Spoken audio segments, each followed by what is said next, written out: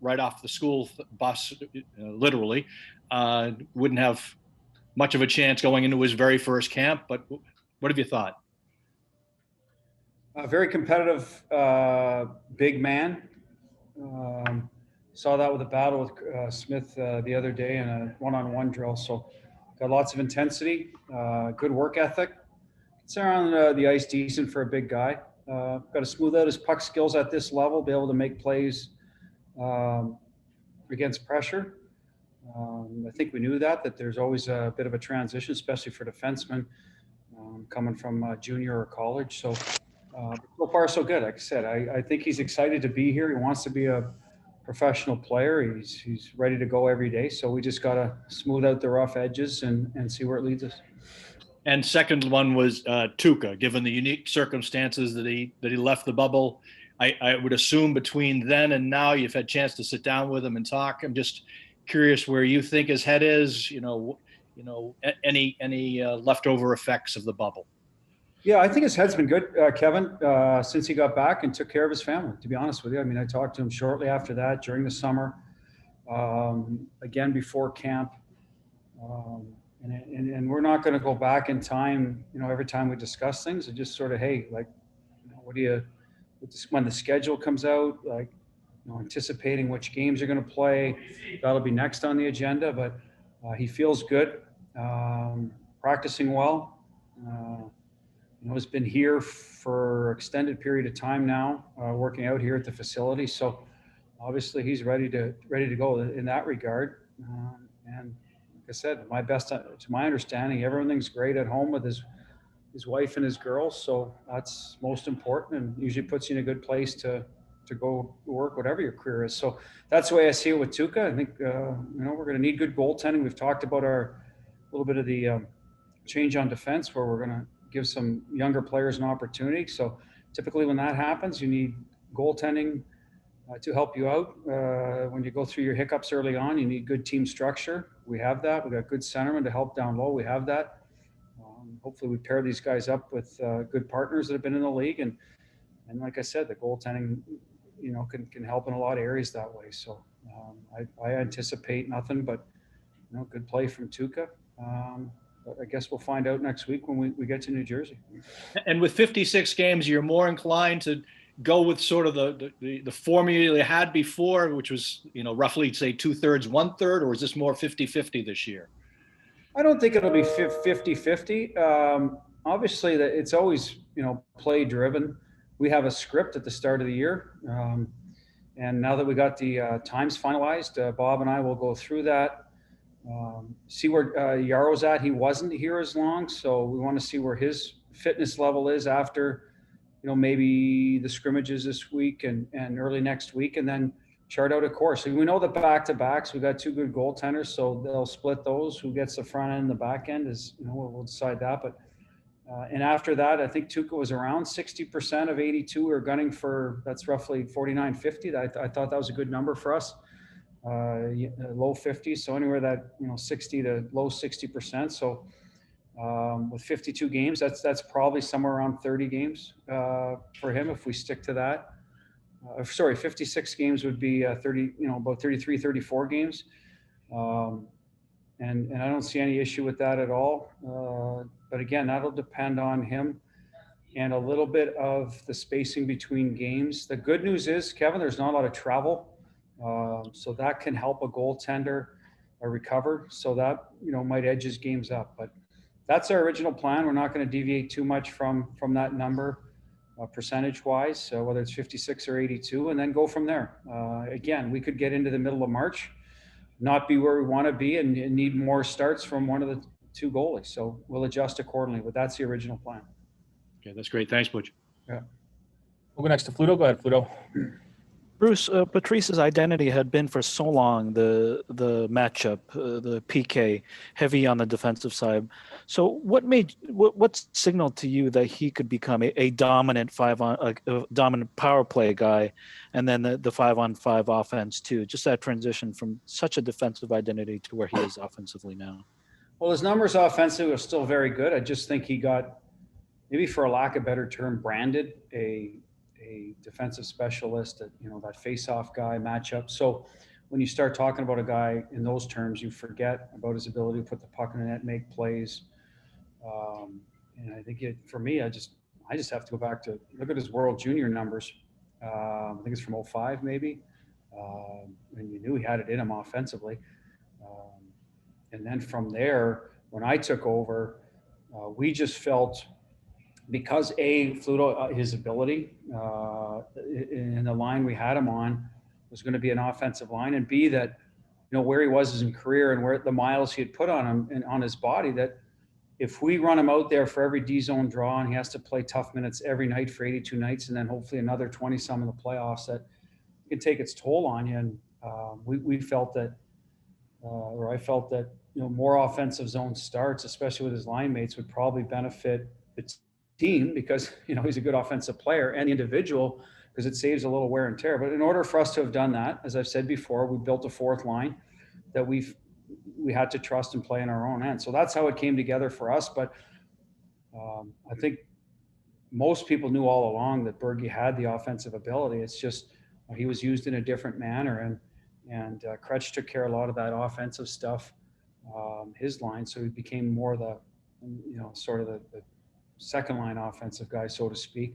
And all of a sudden, there's years in Boston there where they had three offensive lines, when go back to Riders and the Wheelers and some of those guys that could score. So, I think that just happened because people said he was a good defensive player and kind of forgot about the other parts of his game.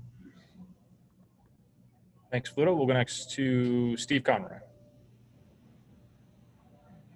Last time? Yep, gotcha. Okay. Just some bookkeeping things, Butch. You have some guys who aren't here. Lead, I believe, Steen and Kuhlman. What's their status? We've been instructed to say unavailable to participate. So I think with Kuhlman, you can elaborate a little bit. He got caught up in a testing issue. So we're trying to get that squared away for him. He was here ahead of time and cleared and did his quarantine. So a little bit unfortunate for him. So hopefully we'll see him back out there soon. The other two, like I said, unavailable right now. And I think Steen is going to get out get on the ice tomorrow in some capacity. He's been off quarantining as well. So, and then Bleed will be a little bit down the road. Pasta, again, not going to join us yet. He's skating on his own sort of schedule. Marshy's doing well. As we classify him as injured and has joined the group, will continue to be in the group, as directed by the medical staff. So that's, I guess, I think they're the five guys, right? Yeah. Okay. And when do it's such a short camp here, when do you plan to have your group of 23 or whatever you're going to have would it be Sunday or yeah, probably Steve, Sunday or Monday. We're gonna have some scrimmages Thursday and Friday. Get a little look at guys live. We'll sit down Saturday. I mean, right now we believe that'll be the day off for the players. They need one off in camp, and then look at where everyone's at. For example, how is Brad progressing? Do we feel he'll be on time for the start of the year? No matter what, he's going to get that opportunity, but that might affect some other decisions.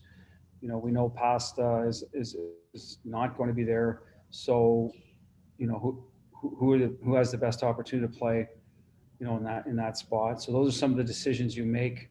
How are guys progressing this week? How did they do in the scrimmages? Because that's the evaluator for us a little bit, the scrimmages, right? We don't have exhibitions, so they're just taking the place of exhibition games. And, have some of these young guys pushed up?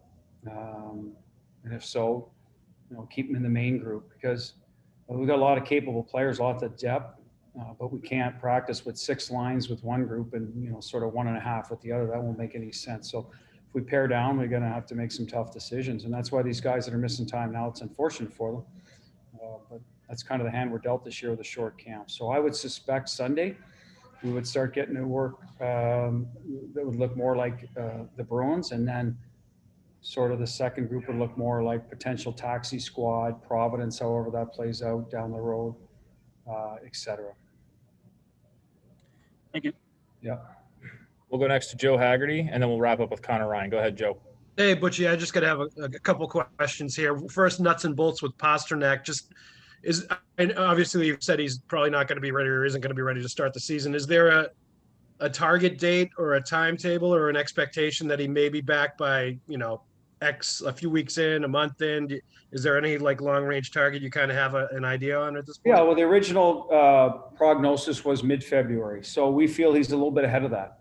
How much? We've got still a ways to go let's get through January and then, see where he's at. So I don't like to speculate in the medical part. I'm just repeating what I hear from our guys. It was originally mid-February coming out of the surgery. Up to this point, which is approximately 4 months now, his rehab has gone very well, no setbacks.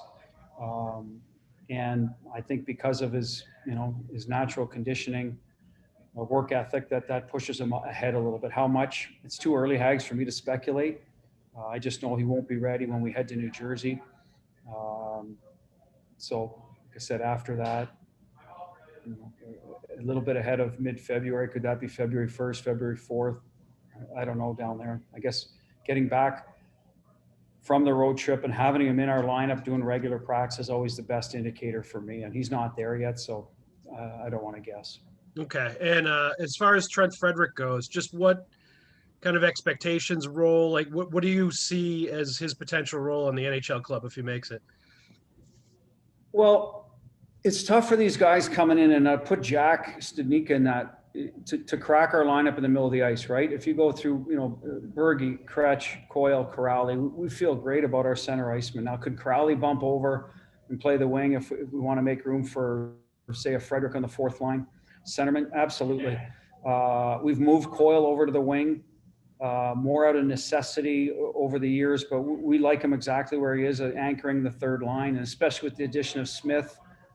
You got Kasha, and when Pasternak's healthy, then you don't need that right winger. Now with Pasta out, it's always in the cards that he could slide, and that opens up a spot for a center iceman. But we like him better in the middle. So it looks like those two guys have to earn their spots on the wing, so they're competing with wingers to get in the lineup. So that's why we've put him on the wing to start training camp. He'll see some time in the middle eventually. I mean, he's a good face-off guy, but he can still take draws as a winger. For example, if he played with Corrali, he could still go in and take some draws if Sean was having an off night and they could switch back. We've done that with lots of players. So I envision him being, if he can get to the net, get to the inside ice, get his opportunities, give us some physical hockey when it's there, not chase it, but just be hard to play against, then he could help our team. We've talked about that all along. We're trying to get bigger in those areas. That's where we want Nick Ritchie to find his game, get to the top of his game, because he can add those elements. So we're certainly looking for guys like that. Craig Smith, watched him. He looks like a straight line player. They'll get inside, shoot the puck. So it appears we've added an element, of that as well. So we've identified that we want to get better in those areas. He's just got to outplay people because, there's depth on the wings. You got a Bjork, Kasha healthy now that, we want to be a good player and hope can be a good player, expect to be a good player. DeBrus just re-signed. Hopefully that puts him in a good place to go out there and be the player he can be. Marshy looks like he's going to be healthy. So there's a lot of competition up and down that left side as well. So, but again, we're going to give Freddie an opportunity if he creates it for himself. And I think Hags, to this point, it's only 2 days in, he looks better, more comfortable than he has here in the past. And some of that's hanging on to the puck. Some of that's probably being in the league 2 years, being a pro for 2 years and being up here a little bit, joining us in the playoffs. And he's shooting the puck a ton right now. Like his shot has obviously improved over the summer or last year that, we didn't see as much, or he's just creating more space right now to get it off. And he's going to have to do that in the games as well. Obviously this is practice. So that'll be the challenge for him. Because if he can, I think he's going to finish some plays and we could use that element. Thanks, Butchie. Thanks, Joe. Final question, Connor Ryan, go ahead. Hey, Bruce. In what ways do players like Paolo and Grizzly complement each other's games as a pairing? And do you think that duo can maybe offer a little bit of a different dynamic from what Paolo and Krug brought over the last couple of years? The Grizz would? Yeah, the Grizz and Carlo compared Yeah, to. well, I mean, it's similar, right? I mean, Grizz, if you're going to compare them to anybody in our team over the years, you know, it's probably Torrey Krug. So the element of what he brings for Brandon hasn't changed a ton in terms of, you know, it helps Brandon transition pucks. Brandon's a bigger body that, you know, has grown into more of a shutdown guy that can take care of the front of the net. He gets a little more physical every year, complements that type of player. So we don't think there should be much of a drop off there in terms of how the pair functions. Obviously, you know, Grizz has got a way to equal Torrey's numbers in the league, but he's going to get more of an opportunity this year to do that. So that was the thinking there. We know Grizz can play with Charlie. It's an easy switch. We know we can play with Kevin Miller. I mean, Kevin Miller did a great job with Grizz when Grizz first got into the league, sort of teaching him the nuances of the game and you know, being a big brother, that defensive presence for him. So we know we have that in our back pocket if we have to make a switch. But right now, for Brandon's sake, we like that pair.